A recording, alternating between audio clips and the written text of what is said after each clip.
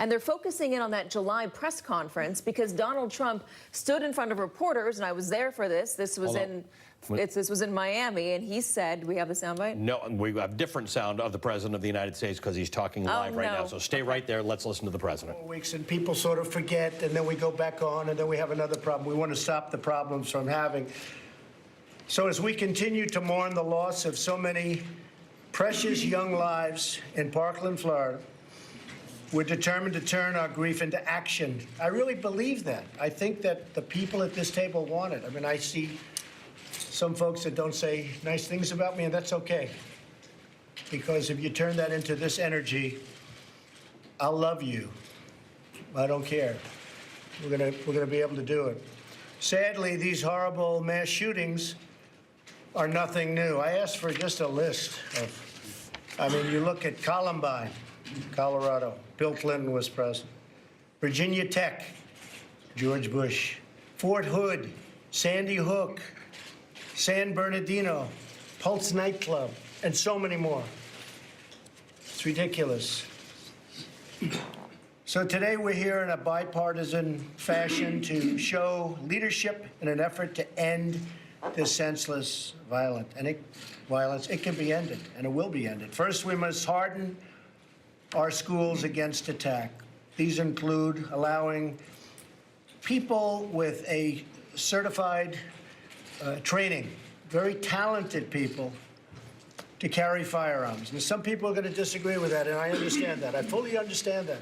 And if you do, I want you to speak up today, and we'll listen. But 98% of all mass shootings in the United States since 1950 have taken place in gun-free zones, where guns were not inside the school, or, as an example, you take Pulse nightclub. If you had one person in that room that could carry a gun and knew how to use it, it wouldn't have happened, or certainly not to the extent it did, where he was just in there shooting and shooting and shooting, and they were defenseless. So just remember that. 98% of all mass public shootings in the United States since 1950 have taken place in gun-free zones. It's terrible. You've got to have defense, too. You can't just be sitting ducks. And that's exactly what we've allowed people in these buildings and schools to be. Second, we have to confront mental health. There's never been a case that I've ever seen, I'm sure everybody would feel the same, where mental health was so obviously 39 different red flags. I mean, everybody was seeing them. The local police, the state police, the FBI, everybody was seeing that this guy was sick and nothing happened. Third, we have to ensure that when students, educators, family, neighbors, that when they warn authorities, that the authorities act quickly and decisively, unlike what took place in Florida, which was horrible. Fourth, we have to pursue common sense measures that protect the rights of law-abiding Americans while keeping guns. And we have to keep the guns out of the hands of those that pose the threat. And this really includes background checks. And I know, Senator, that you're working on things. Joe, I know you're working. And I mean, I'm looking at a number of the folks around the table. You're working on different bills. We have to get them. We have to get them done. We have to get them done. And they have to be strong. The background checks. Hey, look, I'm the biggest fan of the Second Amendment. Many of you are. I'm a big fan of the NRA, but I had lunch with them, with Wayne and Chris and David on Sunday, and said, it's time. We got to stop this nonsense. It's time. So we've made suggestions to many of you, and I think you're going to put a lot of those suggestions in. Plus, you're going to have your own ideas. Certain ideas sound good, but they're not good. You know, you can harden a site to a level that nobody can get in. The problem is if the shooter's inside and if he gets in the door and closes the door, we can't get people in. It's going to cost hundreds of millions of dollars all over the country, and we'll have nice hard sites. The door closes, and now we can't get in. Have to send a tractor through the walls. So we have to be careful of that. And we have to create a culture that cherishes life and human dignity. So we're going to all sit around. We're going to come up with some ideas. Hopefully we can put those ideas in a very bipartisan bill. it would be so beautiful to have one bill that everybody could support, as opposed to, 15 bills, everybody's got their own bill. But if we could have one terrific bill that everybody, started by the people around this table, special people. These are the people that seem to be just most interested, very interested in this problem, and it's a big problem. So with that, I think I'd like to start. Maybe I'll ask John, you can start off, and then we'll go back and forth. We'll leave the media for a little while, and they can hear some thought. But it's something that can be done. There's no reason for this. But again, I really believe that those people, it's idealistic, it's wonderful, it's a beautiful thing. But if you think that somebody's going to be able to walk into a school, if they feel that they're not going to have bullets coming at them from the other direction, you're never going to solve the problem. I feel that. I feel that. But I'm certainly open to suggestions. So, John, why don't you start? You've put in your fixed nicks, and let's see how it is, and go ahead. Well, thank you, Mr. President, for getting us together and for expressing your sincere concern about this and trying to get us to a solution. I agree with you that leaving this town and going home empty-handed is not acceptable. The public demands that we act.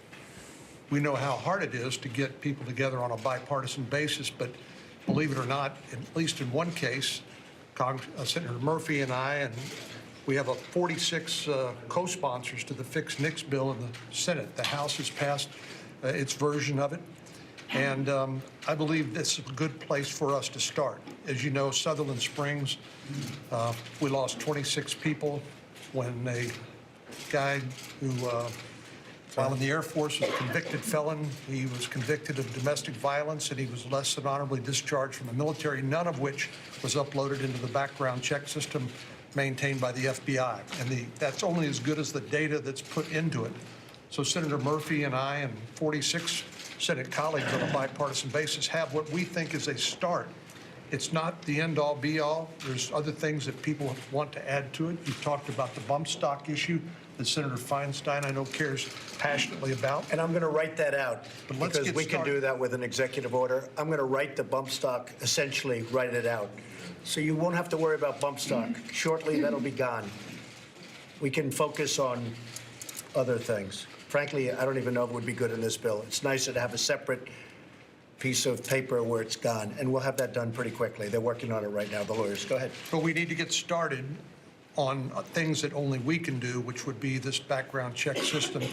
People have other ideas. They ought to offer those ideas. I'm not sure all of them will pass, but in the past, we've acquiesced to failure and have not done things we know were within our power to accomplish, like the fixed NICS bill. So I would just like to recommend to you and to colleagues here that we get that done and we build on it.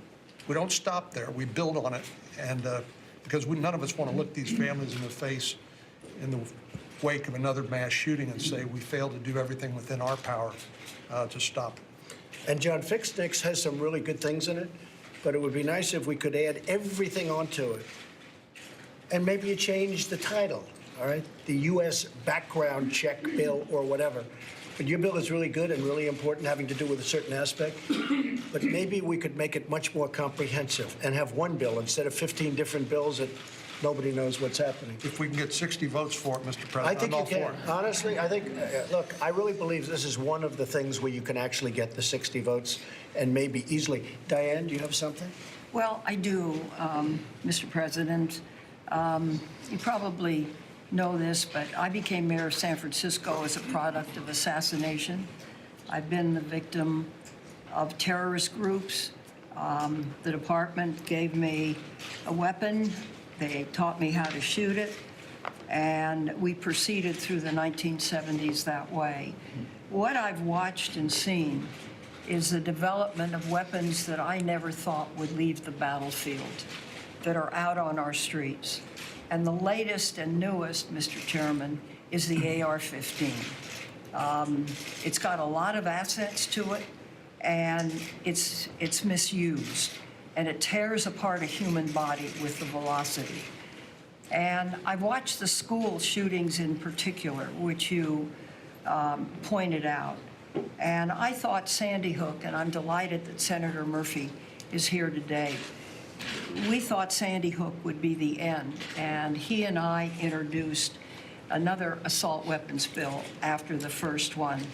We didn't succeed with it, but the killings have gone on, the number of incidents have gone up, and I put my case in writing, which I will give you, if I may, in letter form. Good. Thank you. And secondly, the assault weapons legislation, this is the number of incidents before and of incidents and of deaths. Right. This is when the 10-year assault weapon ban was in, how incidents and deaths dropped. When it ended, you see it going up. Okay. So Senator Take Murphy a look at it. and 26 of us have co-sponsored a new bill. I would be most honored if you would take a look at it. I will. And we will get it to you and let us know what you think of it. I will. Thank you. Thank you very much. Chris, go ahead. Mr. President, Mr. Vice President, thank you very much. Thank you for taking this seriously. Our hearts go out to Parkland. We know, having gone through this in Sandy Hook, that community will never, ever be the same. And I want to bring us back to this issue of background checks, if I could, because I think there's real opportunity. I agree. There is no other issue out there in the American public today like background checks. 97% of Americans want universal background checks. In states that have universal background checks, there are 35% less gun murders than in states that don't have them, and yet we can't get it done. There's nothing else like that, where it works, people want it, and we can't do it. But you have a different president now. Well, listen, I mean, you went through a lot of presidents and you didn't get it done. You have a different president, and I think maybe you have a different attitude too. I think people want to get it done. Well, listen, Go ahead. in the end, Mr. President, the reason that nothing has gotten done here is because the gun lobby has had a veto power over any legislation that comes before Congress. I wish that wasn't the case, but that is. And if all we end up doing is the stuff that the gun industry supports, then this just isn't worth it. We are not going to make a difference. And so I'm glad that you sat down with the NRA, but we will get 60 votes on a bill that looks like the Manchin-Toomey compromise on background checks. Mr. President, if you support it, if you come to Congress, if you come to Republicans and say we are going to do a Manchin-Toomey-like bill to get comprehensive background checks, it will pass. But if this meeting ends up with just sort of vague notions of future compromise, then nothing will happen. We don't And want that. So I think we have a unique opportunity to get comprehensive background checks, make sure that nobody buys a gun in this country that's a criminal, that's seriously mentally ill, that's on the terrorist watch list. But Mr. President, it's going to have to be you that brings the Republicans to the table on this, because right now the gun lobby would stop it in its tracks. I like that responsibility, Chris. I really do. I think it's time. It's time that a president stepped up. And we haven't had them, and I'm talking Democrat and Republican presidents. They have not stepped up. And maybe before I call on Marco, I'd like to have Pat Toomey and Joe Manchin. Could you just sort of detail your bill? Because I haven't heard a lot about it, actually. Thank you very much. Absolutely, Mr. President. And I do think our bill is the best chance of moving forward. We got 54 votes in 2013, the most that any bill in this space got. It has several components. The first title is a title that is very similar to what John Cornyn and Chris Murphy's bill does. It strengthens the reporting of information into the background check system. Can you merge it in? Absolutely, easily. Better to have one bill is Easily. nicer than having 7 bills. Right. The second part has a provision that would require background checks on all commercial sales. See, one of the big gaps in our background check system today is sales at gun shows and sales over the internet are not necessarily subject to a background check, and we think they should be. These are essentially commercial in nature, and they're on a scale that really matters. So our bill would require those background checks. We also have a number of provisions which will You have support for that? for You have bipartisan support for what you're saying? We had 54 votes in 2013, and most of those 54 voters are still in the And you Senate. didn't have a lot of presidential backup. President was our problem. Obama did support it, but But that was your problem. there was a worry that he wanted to go further, frankly, and that was a concern for some of our guys. So I'll just say there's two other items. One is a list of ways in which a law-abiding citizen could have greater freedom to exercise the Second Amendment, for instance, allowing an active duty military person to be able to buy a firearm in his home state. Today, that's against the law. It shouldn't be. Our bill would correct that. A number of other small things. And then finally, we create a commission to look at the sources and causes of these terrible mass killings. What are you doing in the schools? School safety. We have a school safety program in this bill also.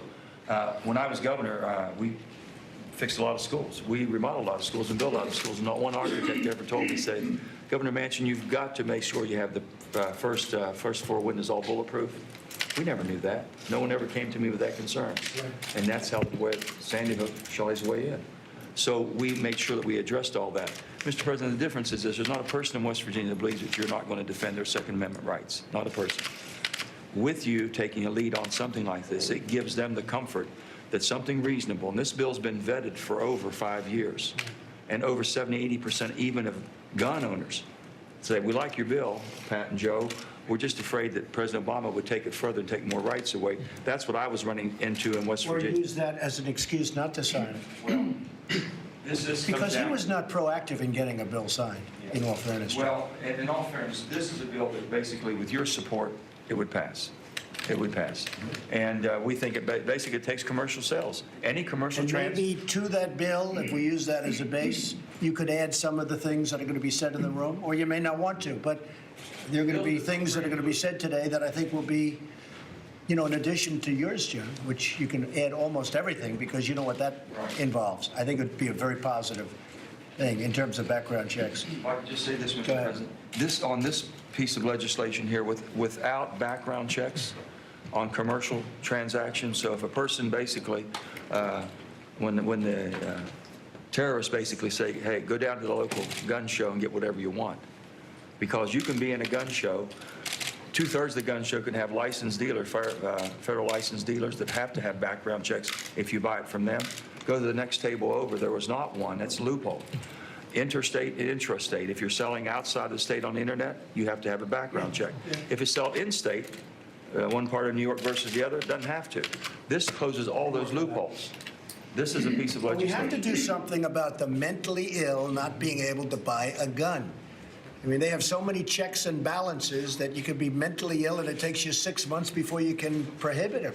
So we have to do something very decisive. Number one, you can take the guns away immediately from people that you can adjudge easily are mentally ill, like this guy. You know, the police saw that he was a problem. They didn't take any guns away. Now, that could have been policing. I think they should have taken them away anyway, whether they had the right or not.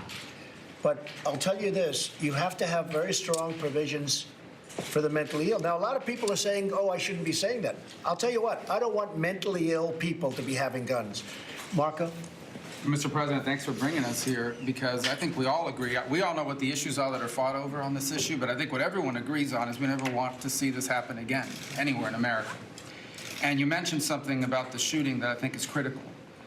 This was a multi-systemic failure. And without pointing fingers or laying blame on anyone in particular that may or may not be here to defend themselves, the sheriff's office knew this was a problem. The school districts knew this was a problem. The FBI had been alerted to a problem. The Department of Children and Families in Florida knew that this was a problem. But the big problem is none of them talked to each other. Nobody told the others what they knew. And there is a bill out there that Senator Hatch is going to file very soon, and Congressman Rutherford and others here have already filed, and it's called the Stop School Violence Act, and I'll let them describe it more in detail. But one of the things that it does is it incentivizes the creation of this sort of synergy where all these people are talking to each other so they can compare notes and get ahead of this. The best way to prevent these is to stop it before it even starts. That doesn't mean we shouldn't harden schools. That doesn't mean we shouldn't have a debate on some other issues. But the best thing that could happen is know who these people are and get on them and get them the services they need and deny them the right to buy any gun. And I think that is something that holds tremendous bipartisan promise if we can come together on the things we agree on. And I would say one last point, in the state of Florida, they have a very different process than we do. But they are already moving on legislation, the governor and the legislature. They're going to pass something, perhaps by the end of this week, on a series of things. Now, we move a lot slower over here. But nonetheless, I think that's an example to us of what I hope we can do in Washington. Get done what we can agree on. We can still debate and try to act on some of the other things, but there are things we agree on. We owe it to these families to do those things. I agree, Marco. Chuck, would you have anything? Yeah, I would like to comment from this standpoint. First of all, a caution on mental health. because there's a lot of people that have mental health issues that are not dangerous to themselves or to others. So I think we got to concentrate on those, not just that have mental health issues, but the ones that show danger to themselves or others, because otherwise it's not fair to other people that have mental illness that isn't. I'll comment on the culture within the schools, but I can't say it any better than Senator Rubio says or Senator Hatch would say it. But it seems to me we have to have a culture in our schools where people are attuned to people that have problems that could create this massacre sort of things or anything else that is even connected with bullying as just one example. We have to do things at the federal level that will give schools the resources to do that. So that kind of fits in with what Senator Hatch is thinking. Then I'll end with more of a process. As chairman of the committee that will deal with a lot of this legislation, we've got to do something. I want to help facilitate those things and move them along and see what we can do. You'll be a great help, I have no doubt about to it. get a consensus. You're going to be a great help. Thanks, Joe. I'd just like to ask Joe and Pat, in your bill, what are you doing about the 18 to 21? We didn't We address don't it. change that. Okay, are you going to leave that? That's whatever So you you want have to a do. case right now where somebody can buy a handgun at 21. Right. Now, this is not a popular thing to say in terms of the NRA, but I'm saying it anyway. I'm going to just have to say it. But you can't buy, I mean, think of it. You can buy a handgun. You can't buy one, and you have to wait till you're 21. But you can buy the kind of weapon used in the school shooting at 18. I think it's something you have to think about. We just signed that. So I'll tell you what, I'm going to give it a lot of consideration, and I'm the one bringing it up, and a lot of people don't even want to bring it up because they're afraid to bring it up. But you can't buy a handgun at 18, 19, or 20. You have to wait till you're 21, but you can buy the gun, the weapon used in this horrible shooting at 18. You are going to decide. The people in this room pretty much are going to decide. But I would give very serious thought to it. I can say that the NRA is opposed to it. And I'm a fan of the NRA. I mean, there's no bigger fan. I'm a big fan of the NRA. They want to do right. These are great people. These are great patriots. They love our country. But that doesn't mean we have to agree on everything. It doesn't make sense that I have to wait till I'm 21 to get a handgun, but I can get this weapon at 18. I don't know. So I was just curious as to what you did in your bill. You don't address it? We didn't address it, Mr. President. Look, I think You know why? Because you're afraid of the NRA, right? Not an issue. No, the NRA 5 years ago. Yeah. It never came up. It's a big issue right now. And a lot of people are talking about it. But a lot of people are afraid of that issue, raising the age for that weapon to 21. Could I just suggest, my reservation about it, frankly, is that the vast majority of 18, 19, and 20-year-olds in Pennsylvania who have a rifle or a shotgun, they're not a threat to anyone. They're law-abiding citizens. They have that because they want to use it for hunting or target shooting, and to deny them their Second Amendment right is not going to make anyone safer. So that's my reservation about changing the age. I know where you're coming from, and I understand that. I mean, no, I understand it. I think it's a position. It's a position. But I think if we're going to use you as a base, the two of you, I think you're going to have to iron out that problem, because I'm asked that question more than almost any other question. Are you going to 21 or not? Okay. Anybody? Yes. Mr. Steve. President, I sit around this table like many as a father of four, as an uncle. I was with Councilman Esty when she won her election. We were campaigning at the same time, and Newtown happened while she was campaigning. The first four words you said today, Mr. President, struck with me. Says, we need to act. Right. True. But the only worse thing than doing nothing is doing something that doesn't achieve the intended results. You were in business your entire life. I was in business for 28 years. Business is not about activities and doing things. It's about a result. The act of shooting kids is cowardly. Moms and dads want to know that when they drop off their kids, they are safe.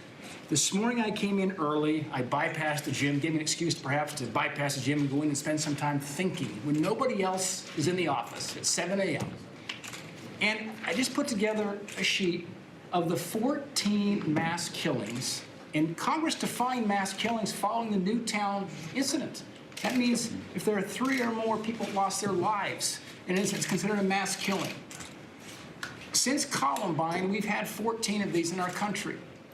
And my staff put together a nice spreadsheet, but I was handwriting this morning, looking at where did it happen, what year, how many died, what was the age of the shooter. If under 21, how was that firearm obtained? What was the weapon used, and what was the status of the shooter? Most of these, by the way, are suicides. And was there offensive firepower on the inside of those facilities so that when the gunman comes in, we have defensive capability? And one other thing, if he knew there was offensive power inside of the 14 events, probably none of them would have happened. So a message of Which is very deterrence. important for people to understand. Mr. President, a message of deterrence, I think, is very important as we think about stopping these homicidal, suicidal killers. There were meetings in here right after 9/11, after that horrible event occurred. There were meetings over in the Situation Room right after it occurred. And we made a decision as a nation. We're going to secure our skies. We can never let that happen again. We had to restore the trust of the public to get back on airplanes. Mr. President, we need to secure our schools because parents want action now. We have some huge society issues, demographic. These shooters typically are males, they're white, and they're suicidal. And they're cowards. And they're cowards. And cowards can be stopped with deadly force. That's why I agree with you that we need to secure our schools and allow the states and the school boards to figure that out. I think there's a role in the federal government, but I agree with that. And second, Marco talked about what happened in Florida. Last week in Montana, I was just north of a school the day after they stopped and arrested an 18-year-old in Darby, Montana, because he put on Snapchat he's going to shoot up the school. The sheriff, Steve Holt in Ravalli County, arrested that young man and most likely prevented another mass shooting. That's what we need. Good. Thank you, Steve. Please. Thank you, Mr. President. I've spent a lot of time since the shooting in Marjorie Stoneman Douglas with the students who survived. And they've been very clear that what they want is action. And I am heartened by what you say about the need for presidential leadership. You can do this. I understand, Mr. President, that you met with the NRA. What matters here is not the NRA. What matters here is preventing another one of these mass shootings. And so I'm so grateful to hear that Senator Toomey and Senator Manchin's bill I would suggest must be a part of this for universal background checks. There are so many things that we can do right now. The only thing I would add, you started, Mr. President, by pointing out that there would be differences of opinion. Please know that there are great differences of opinion on the question of whether having teachers armed with guns firing back at a potential mass shooter is the answer. I don't think it is. Many others don't. Please also know that the majority of people in this country now understand that there are limitations on the Second Amendment. You cannot own an automatic weapon. You cannot own a bazooka. And so there is no reason to continue to sell to people a weapon of war like this. I know there are differences of opinion. I just hope that we can act, that we can show the American people and the kids and their grieving families in my district that with presidential leadership, it doesn't matter what Congress says, that you can help push this forward and that we will consider everything, Good. including I like that. And I appreciate that. The fact is, a lot is up to the states, and that's good. And the states are going to feel differently. Texas, as an example, is very much as to what I'm saying, and you've done very well. You haven't had 8 this states, problem. 6 more considering. So we have 8 states, yeah, and we have another 6 or 7 or 8 considering. And that's okay. And you may be different, and you may have a very good thing for your state. So I don't think the states have to be the same. What does have to be the same are the background checks and all of the data, whether it's PICS or all of the things that we're going to be adding. That has to be very much the same. You have to be able to share with states and share with localities and all of that.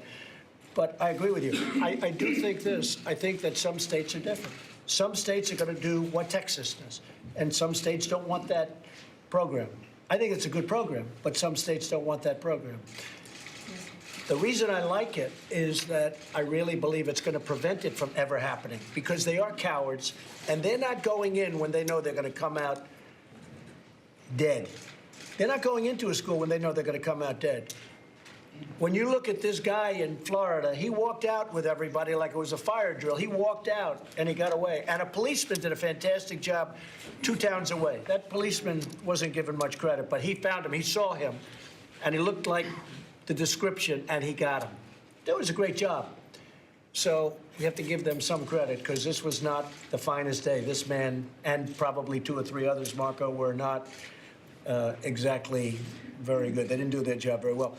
But I do agree with what you say. Amy, please. Mr. President, thank Thank you. for calling us together today. And I come from a proud hunting state, Yes, you you know do. that.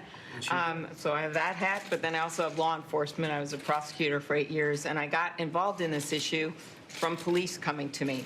And one of the issues they raised for years was the fact that there was this gun show loophole, and there were issues with commercial purchases that didn't allow them to get the information they need to make sure that the people were safe. And that's why I've been such a strong supporter of the Manchin Toomey bill. Good. It's not going to fix everything, but it is a good base to start with. And I want to just make one more It's case. the best we've ever done, too. by And I far. want to make one more case, and we appreciate your support for that bill from a different perspective. And of course, I support Diane's bill and other things. But the states that have these background checks, they have a 38% lower domestic homicide rate. This is domestic violence. And for those cases especially, it makes a major difference. And this number, for you to keep with you, 6,000 women in 10 years were killed by a partner, whether it was a spouse or boyfriend. 6,000. That is more than we lost for brave troops in Iraq and Afghanistan. And so just doing something on this background check issue and using that as a base, and then I would like to add some of these other things we've talked about, I think would make a major difference. So if you not could just add for that to schools. this bill, that would be great, Diane. If you could add what you have also, and I think you can, into the bill. Yeah. Joe, are you ready? Can you do that? Joe, can you do that? Pat, can you add some of the things? You're not going to agree with me. Yeah, if you help. Well, no, I'll help, but can you add what Amy and what Diane have? Can we add them in? And I know you can add what John Yeah, I has. have another domestic violence bill that's very narrow, and it's about dating partners, and a number of states have just I would enacted say it with this, Republican we're going to get support. it passed. Yeah. We're going to get it passed. If you can add domestic violence paragraphs, pages into this bill, I'm all for it. I think it's terrific if you can do it. It can be done. That can be done, too. Mr. Yes. President, can I respectfully recommend that Steve. Steve Scalise, the vote counter in the House, is going to be in a key role in all this, and he's had a personal, near tragic experience with one of these mass shootings himself. Good. Well, appreciate, Mr. President, you convening everybody. Thank you, Senator Corner, my whip counterpart. The House did pass a bill, the bill dealing with fixing problems with our background check system. We also combined with it a bill that advanced concealed carry reciprocity. In other words, people that have concealed carry permits in one state being able to have that same ability in another state with concealed carry laws that are on the books. And before that's immediately discounted, because I know when we passed our bill, there was, number one, I did have to whip that bill. It wasn't a bill that just automatically passed. And there were a lot of our members that said, look, we want to close these problems and fix these problems with the background check system. And we came together and actually passed a bill. But we also felt that if you look at the concealed carry population, these are people by and large who are helping us stop crimes. These are people who are well-trained, who actually go out there and help prevent crimes. So I would hope that that's not immediately dismissed, because there is a lot of talk of just putting that on the side and But Chief, just I do moving think things. this. You know I'm your biggest fan of the whole world, all right? I think that maybe that bill will someday pass, but it should pass as a separate. If you're going to put concealed carry between states into this bill, we're talking about a whole new ballgame. And, you know, I'm with you, but let it be a separate bill. You'll never get this passed. If you add concealed carry to this, you'll never get it passed. When there Let are it be a ideas that are separate being bill. talked about that wouldn't pass the House. I don't think, you know, again, you'll never get it passed. So we want to get something done. But what's Just your to point out second that point? We did pass it in the House, so at least please recognize that. Look at the data. I know a lot of people just want to dismiss concealed carry permits. They do actually increase safety. So I understand your point. I did appreciate some of the other points you brought up. Look, you talk about mental health problems. That is at the core of so many of these mass shootings. We, Congress, came together in a bipartisan way as part of the 21st Century Cures Act just a year and a half ago and passed a major overhaul of our mental health system. Didn't get much attention because it was very bipartisan. But that bill, and you just appointed an Assistant Secretary of Mental Health, which was a position created in that law. Let's make sure that the Assistant Secretary of Mental Health has the tools they need. They're tasked with finding all of these loopholes. How are people slipping through the cracks? And I'll tell you the thing that makes me the most angry is that when you see so many governmental institutions, federal and local, that broke down and allowed this kid not only to get a gun, but to let him slip through the cracks when it wasn't just students. And believe me, there were students saying, we think he's a shooter. He said he was going to be a professional school shooter, and yet the FBI let him go. You know this, the people that protected me and my other colleagues on that field, law enforcement, did their job that day. I appreciate that you gave them the Medal of Freedom. If you didn't have those two people, we'd be gone. you wouldn't be here, and We'd be 25 other people wouldn't be here right now. And so when you see those breakdowns, that is why you see so many millions of Americans that want firearms to defend themselves, not to use them for mass shooters, but actually to defend themselves and their communities. And that's obviously one of the balances we have. So the House did take action. You know, clearly the Senate may have some issues with parts of the bill, but let's not just discard that. Let's at least have a broader conversation, and we'll continue this. Okay, I think that's fine. Did somebody, Marcia? Yes, go. Yes, Mr. President, first of all, I want to say thank you for saying, let's go to the source of the problem. So many times we react to symptoms. Picking up on what the whip said with the new Assistant Secretary of Mental Health, this is somewhere that, yes, indeed, we need to be looking at the tools that they have and looking at these young adults, individuals who have crossed that 18-year-old threshold and who within their family or their caregiver has access to those mental health records, and how law enforcement has the ability to get that information from children's services. So many of these have records through their teenage years. They have been on a Schedule And II. John is working on that. That's part of what we're doing. But see, they've been, and we need to have that visibility. And the House has wanted to fix that mixed system. Another thing that has come up from some of the moms, I was a room mother when my kids were in school. And now as a grandmother, I'm talking to a lot of young moms. They have said one of the things we need to do as we review these issues is look at entertainment and the video games, the rating system, the movies, how things are approved and what children are being exposed to, and especially children that have some of these mental health issues, and they feel that has a role to play. Now, some of my sheriffs... I think that's a very important point. Yeah.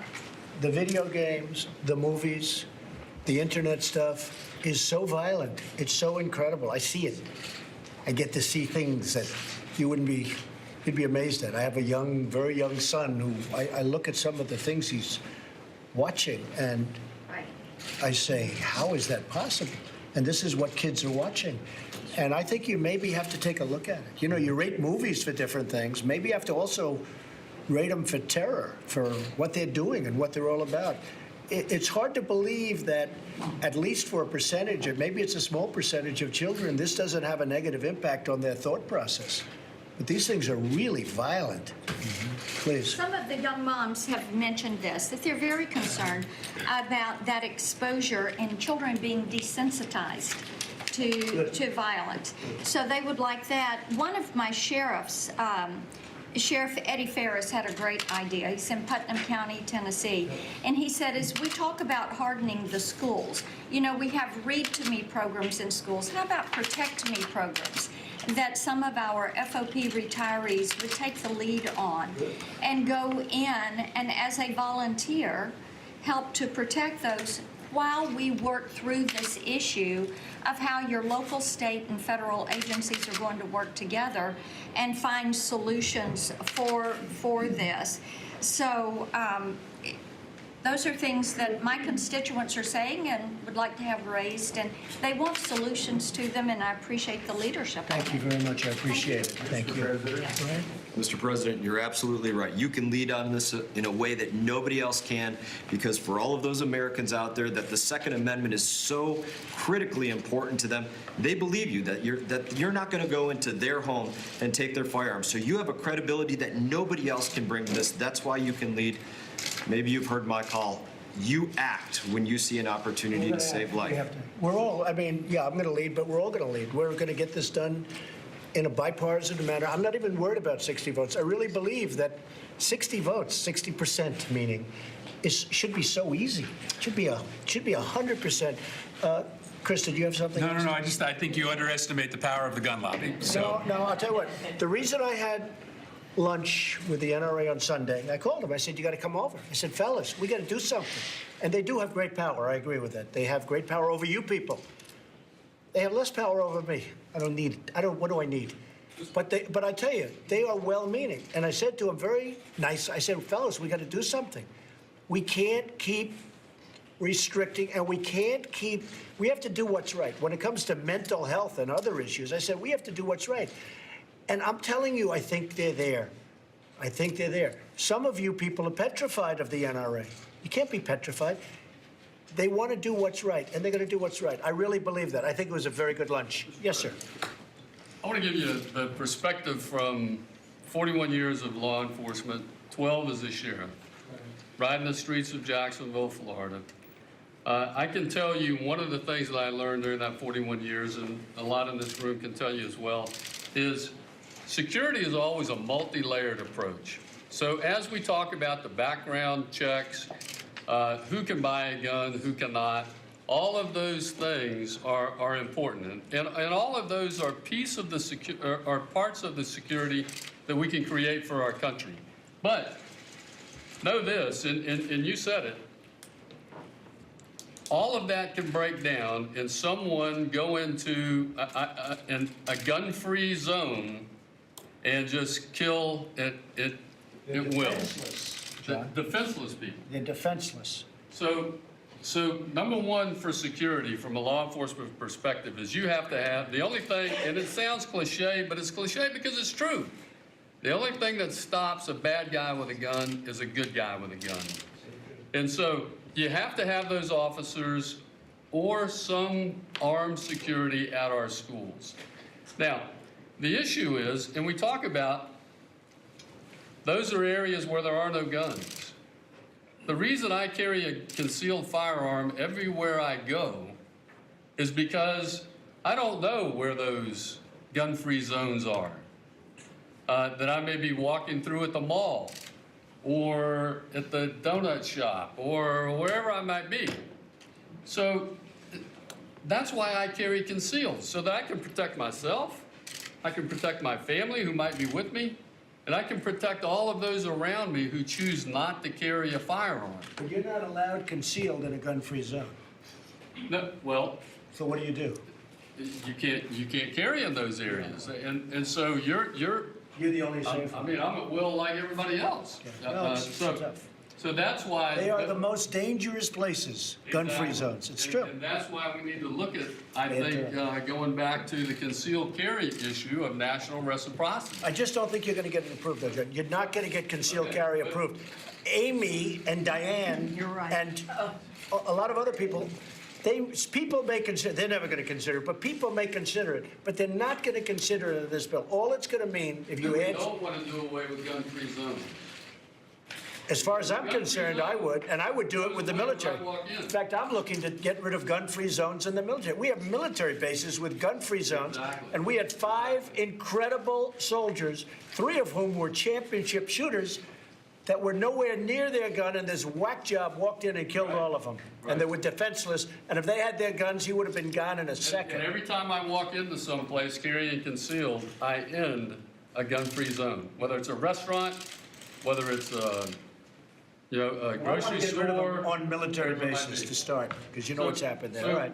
And let me close with this, because the mental health piece, I think, is critical for law enforcement.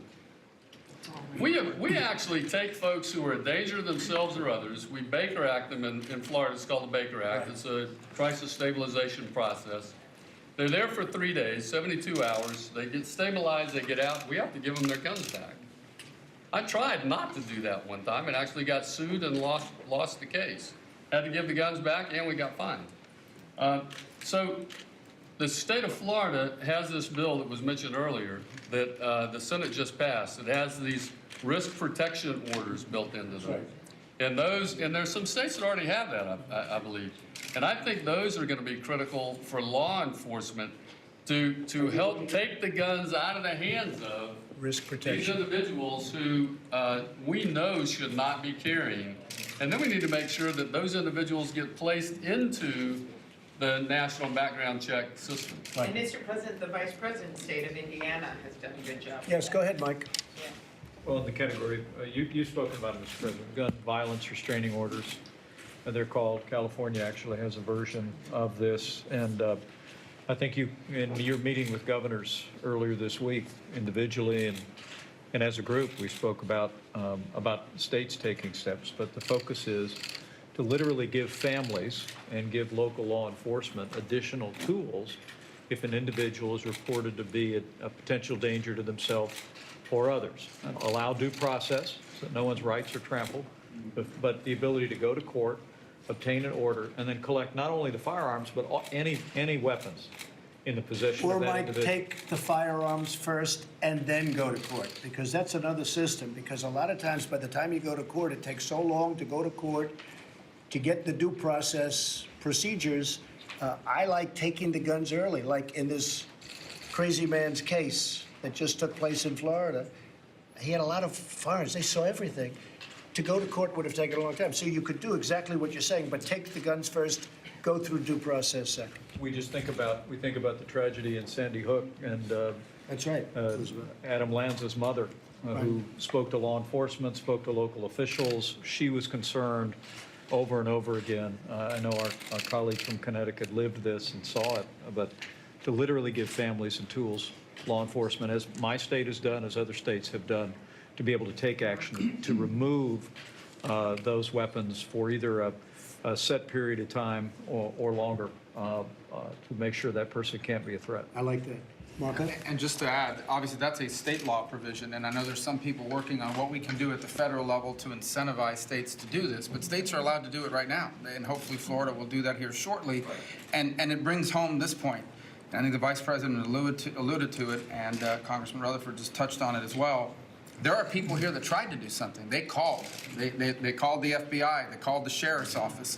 But legally, they had no recourse to sort of get ahead of this and stop it in terms of taking away his guns and placing him in a facility or some other measure with a court order to prevent him from being able to do this.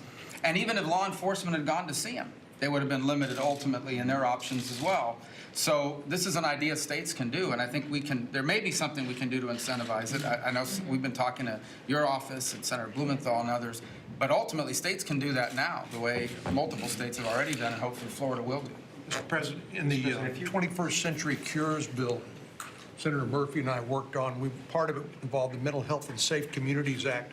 We provided additional grants to jurisdictions that use assisted outpatient treatment. So it's sort of a variation on what the Vice President talked about. Adam Lanza's mother, if he wasn't compliant with his medications, wouldn't follow doctor's orders, and she needed some help, could go to court, a civil court, and get a court order that forced him to take his medication and follow his doctor's orders. Many people with mental illness can be, if they take their medication, if they're compliant, can function productively in society. So there are a variety of tools, and that's one that's already in law in addition to what the states are doing. So let me just ask this, Chris and John, are you better off having a one-off bill, or can you merge it into Joe and Pat's bill? Because I like that much better. Having a comprehensive bill. Some people don't like the word comprehensive when they talk. I like the word comprehensive. You know, they say, oh, that's a bad word. because it represents things. I mean, to me, I like the word comprehensive. I'd rather have a comprehensive bill. Can you merge yours into this bill, or would you rather have a separate mix bill? Mr. President, the most important thing you said at the outset is that we act. You have to act. And we don't go home empty-handed. So whatever But you know we what? can It'd do be to nice work to act. together to act. Yeah, but it would really be nice to create something that's beautiful, that works. I think And you know the biggest thing, Chris, the biggest surprise to me, because I've only been doing this for 2 years, right? 3 years now. Time flies. But I've been here for a little more than a year. What surprises me more than anything else is that nothing's been done for all these years. Because I really see a lot of common ground, whether it's Democrat, Republican. I'm so surprised. I'm sitting here and I'm saying, you know, there's a lot of commonality here. There's a lot of people that are agreeing with pretty much everything you guys are writing and that you guys are writing. I don't understand why this hasn't happened for the last 20 years. Nothing's happened. So we're going to get it done. I think we can add anything to fix NICS that has 60 votes. And I think our argument is that background checks can be added to this if it has your support. And Mr. President, I would just add, I hope we follow the data here, because the data is going to tell you, we've talked a lot about safe schools, a lot about mental illness. The data tells you that America has a gun violence rate that is 20 times that of every other industrialized country in the world, but we don't have a higher mental illness rate. Our schools aren't less safe. We don't spend less money on law enforcement. What's different is that we have the loosest, most lax gun laws in the nation. So I'm all for doing everything, but we should fix the mental illness system because it's broken, period, stop. Not because we think that it's going to solve the gun violence epidemic. You have to do it, fellas. The data tells us that the one thing that is different about the United States is our unbelievably loose gun laws, and I hope we follow it. If you don't have the background checks, you don't have the data. That's right. No, that's right. That's why I think they work together. I like it together better. But Joe, you have to fix mental illness. If somebody's mentally ill, right now they can go out and they can buy. You can't take it away. It's ridiculous. You got to fix it. And you're going to fix it. I'm sure you're going to fix it. And I like a merger because I think the merger works out better. Chuck, were you going to say one thing? Well, you're showing leadership through this meeting, and following on what Marcia said about the incivility of our society and the culture of our society, the thought came to my mind that maybe you could show leadership about all the violence we have out of Hollywood and all these videos. If you watch Fox News probably, like I do, and every night you see all these films about everybody being blown up.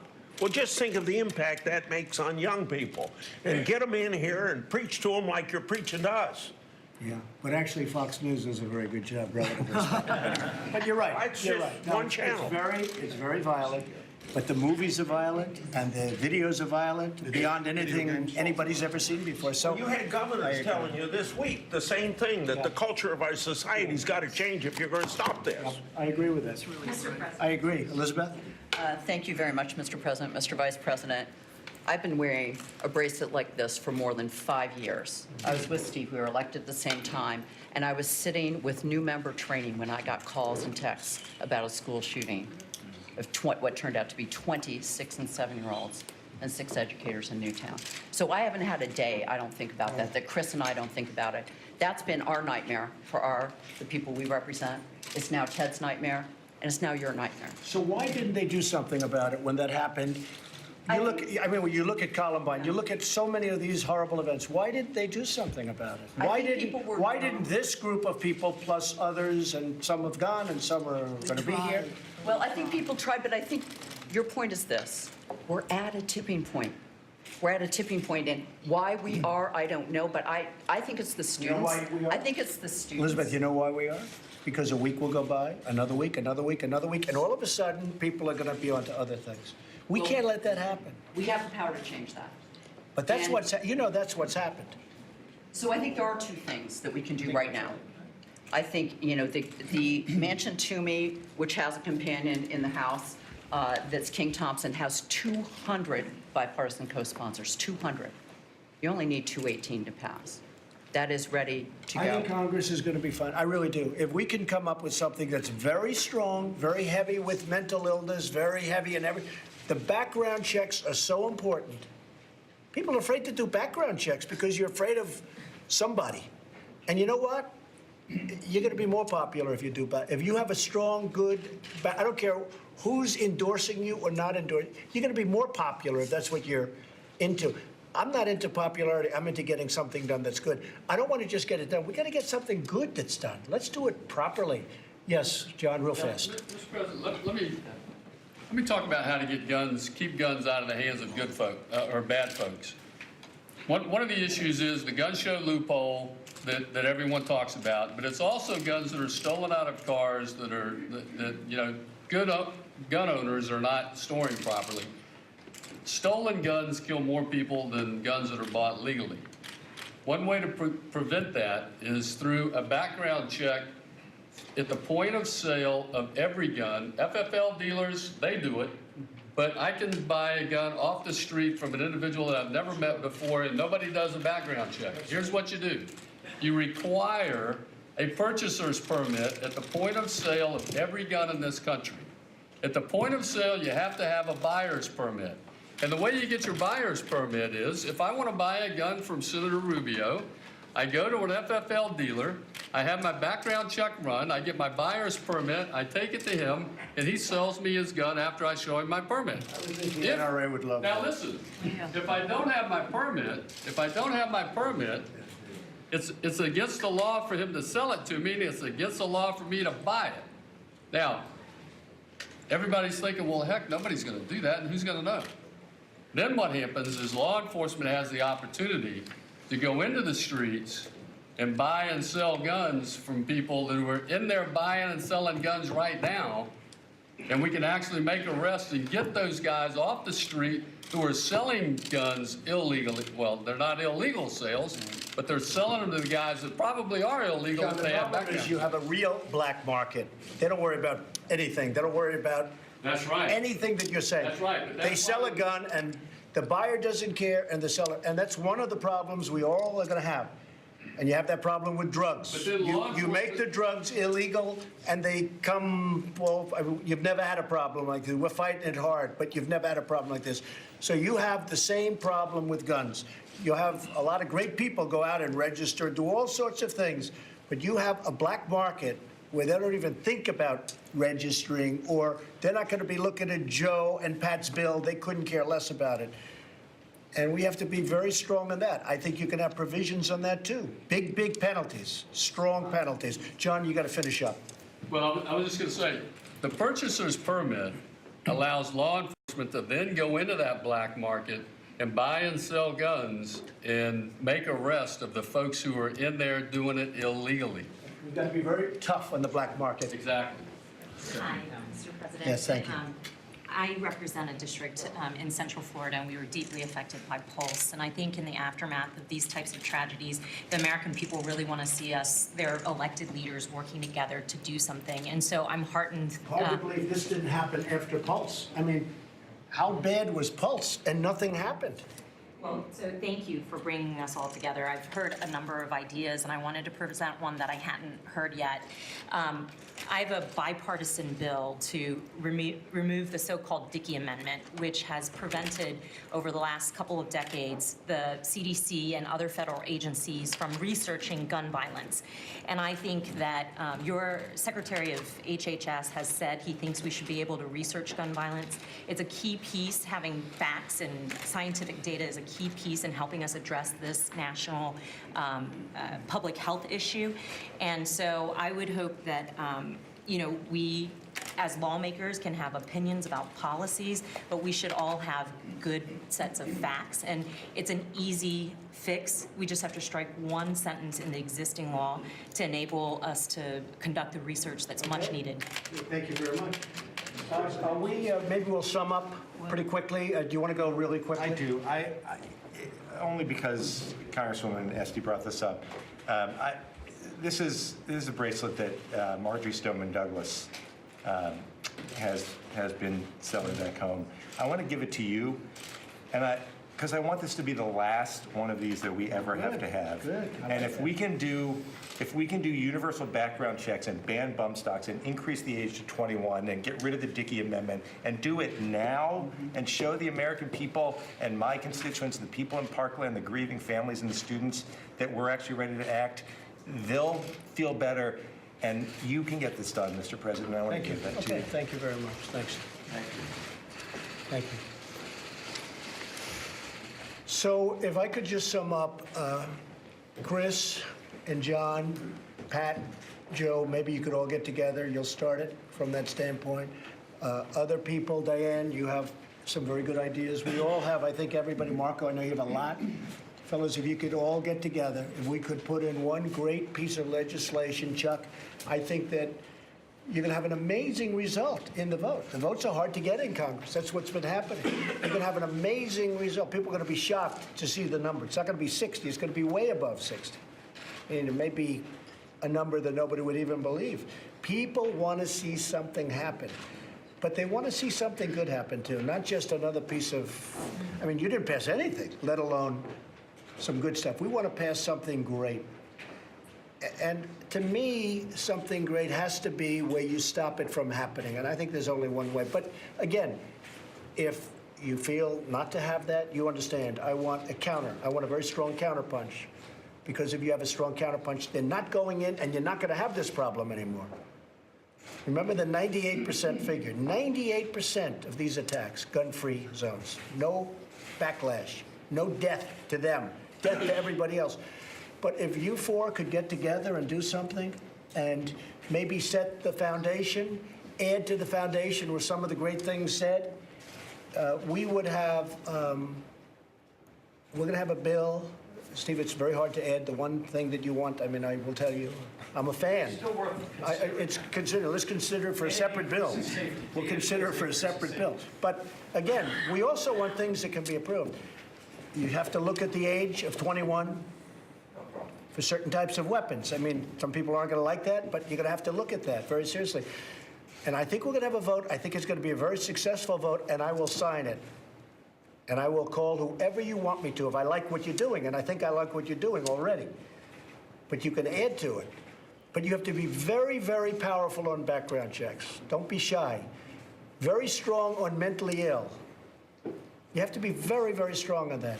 And don't worry about bump stock. We're getting rid of it where it'll be. I mean, you don't have to complicate the bill by adding another 2 paragraphs. We're getting rid of it.